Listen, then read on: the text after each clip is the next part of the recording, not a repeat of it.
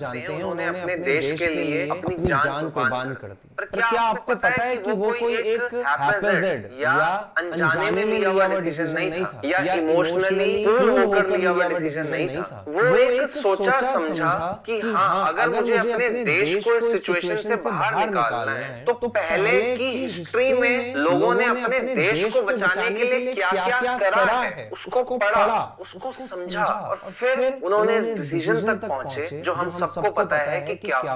तो भगत सिंह जैसा इंसान भी जब हिस्ट्री पढ़ता है और आगे अपनी दुनिया, अपनी जिंदगी के डिसीजन लेते हैं तो आप और हम तो उस कंपैरेटिवली बहुत छोटे हैं। पर हम लोगों को एक बात समझ में आनी चाहिए आज कि हम लोगों में से जो लोग भी पढ़ाई लिखाई पहली बार अवॉइड करते हैं उनकी जिंदगी में बहुत स्ट्रगल होता है। और दूसरा, जो लोग हिस्ट्री को इंपॉर्टेंस नहीं देते वो भी कहीं ना कहीं स्ट्रगल करते हैं। मैं बहुत सारे बच्चों से मिलता हूँ जो मेरे को कहते हैं कि हिस्ट्री ना बोरिंग है सर, मजा नहीं आता। बात बोरिंग की नहीं हो रही है यहाँ पे। बात ये भी नहीं हो रही कि हिस्ट्री में सिर्फ राजा थे या किसी ने किसी को मारा, किसी ने किसी के साथ क्या करा ना। वो सारी चीजें सीखनी इसलिए जरूरी होती है, उनके बारे में समझना इसलिए जरूरी होता है क्योंकि आज और तब एक साइकोलॉजी एक बात कहती है कि इंसान जो है ना वो बहुत ज्यादा नहीं बदलता। मतलब एवोल्यूशन को भी आप पढ़ोगे तो करोड़ों करोड़ों साल लगे हैं वहां से यहाँ आने में। तो 100 साल में, 200 साल में, 500 साल में, 1000 साल में टेक्नोलॉजी में तो फर्क आ जाता है पर इंसान में उतना फर्क नहीं है। अब जनरेशन गैप कम हो गया है पर बहुत टाइम तक तो सेम ही पैटर्न चलता है। हिस्ट्री आप लोगों को इसलिए पढ़नी है क्योंकि हिस्ट्री आपके फ्यूचर को संभालती है।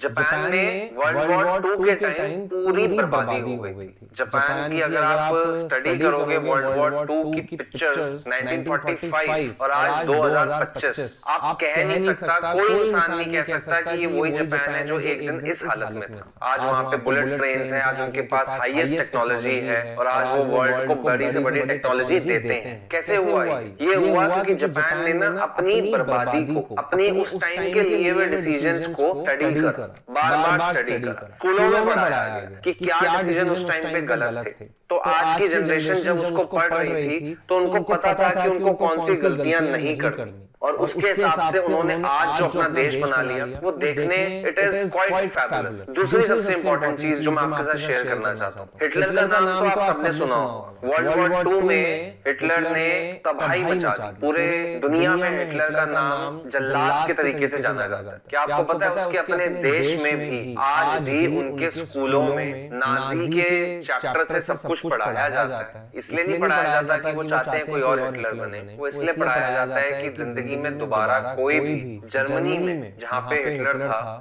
वहां दोबारा कोई हिटलर बनने की ना सोचे। आज मेरा ये वीडियो बनाने का पर्पस सिर्फ और सिर्फ इतना ही था, आप लोगों को ये बताना कि आप लोग जो इस वीडियो को देख रहे हो अगर वो यंग है तो हिस्ट्री का कोई भी किताब, किसी भी पन्ना, कोई भी चीज जो आपको पसंद है अपनी जिंदगी में पढ़ाई उसको पढ़ने की आदत जरूर डालें ताकि आपको आने वाला फ्यूचर की थोड़ा सा आइडिया लग सके कि जब ऐसा ऐसा होता है तो ये होता है। कभी भी कोई भी चीज ओवरनाइट चेंज नहीं होती, उसमें वक्त लगता है। तो जब आप उसका पैटर्न समझना शुरू करते हो तो उस पैटर्न से आपको समझ में आता है कि चीजें आने वाले टाइम में, फ्यूचर में ये भी हो सकता है, ये भी हो सकता है, ये भी हो सकता है, ये भी हो सकता है, वो किसी भी एरिया में हो सकता है। तो आई होप